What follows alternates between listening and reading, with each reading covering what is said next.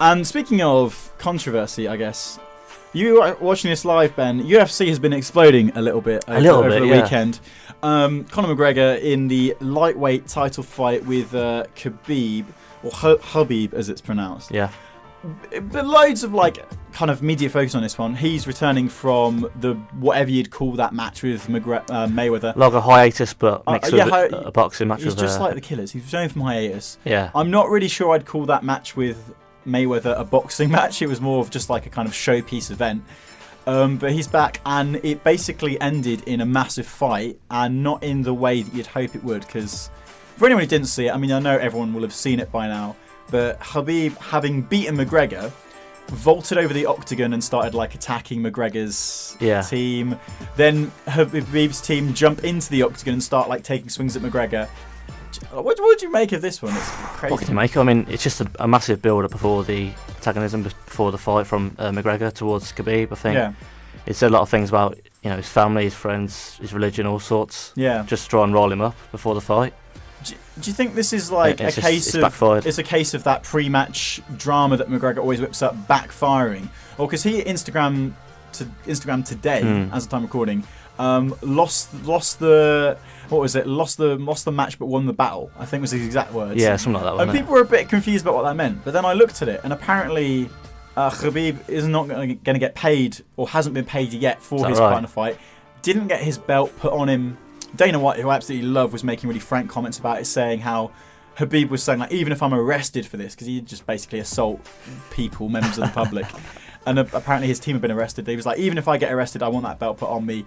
Dana White, who was the showrunner, made the decision to not do that. Is this McGregor, his ultimate fallback is he gets so inside people's heads that even if they beat him, he ends up winning in a financial aspect? Well, that's what I think. I mean, he's always going to get the big bucks, isn't he? I think maybe following on from this, there will be a rematch, which obviously, with all this build-up, following the previous build-up, it's going to be absolutely insane if they were to fight again. But Machiavellian almost. Just to put it in perspective, I think Joe Rogan, who had a great podcast and was commenting on the fight, said that in all his years of covering UFC, that was the most explosive reaction after a fight he's ever seen. It's insane. I mean, I started watching it at uni because my friend was a mate. My friend was a fan, and I got to know Conor McGregor through that and loved him. And I think the Aldo McGregor match, I was like, wow, because that ended in seconds. But this one, normally there's so much respect afterwards. Even with McGregor, despite the kind of barrage of abuse beforehand. So I don't know where we go from here. Are you sympathetic towards McGregor, Victoria? Do you think he kind of poured fuel on the fire here?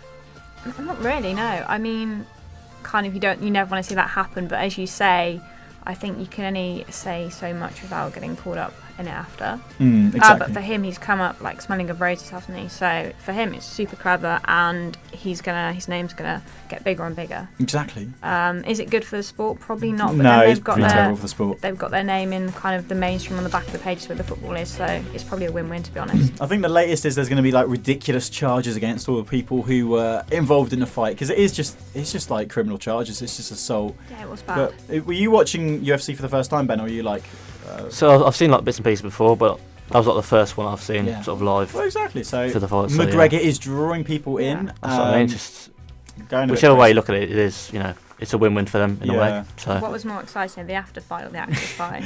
Definitely the after fight. Because the thing is, the first round was really defensive and quite boring. But that's what gets me when they say it's a fight, but then they don't really want to do anything, and it's just dancing, and it's just UFC is intense. Compared to boxing, it does take a while to kind of get used to it because it's so brutal. But I've only seen maybe 2 clips of the fight itself, and then everything else is look just at after this the brawl fight afterwards, and people getting arrested. Big headlines. I did see though there were some pictures of Conor McGregor fans and Khabib fans embracing each other in the flags, as well as some fighting each other. So there were some positives. And I don't know. I've lost a little bit of respect for McGregor because I feel like he always used to be the person who he'd talk so much smack, but he'd live up to his own. Yeah, back it up. And it was always witty. It was kind of funny. When he was doing interviews with Nate Diaz, and the reporter asked him to count to 5. And Conor was like, "Oh, Nate can only count to 3." I find that is quite witty on the spot, but just laying into Khabib about his father, his family, and his religion. He got really personal this time. Yeah, so. It's not like the thick of it offensive. It's just Katie Hopkins offensive, and there's a big difference. Pretty much. Yeah, there's a massive difference there. Oh, it's like, do you want to laugh and be like, oh God, I can't believe I'm laughing at this, or do you want to just punch that person in the face? I don't know if that's incentive violence, but anyway.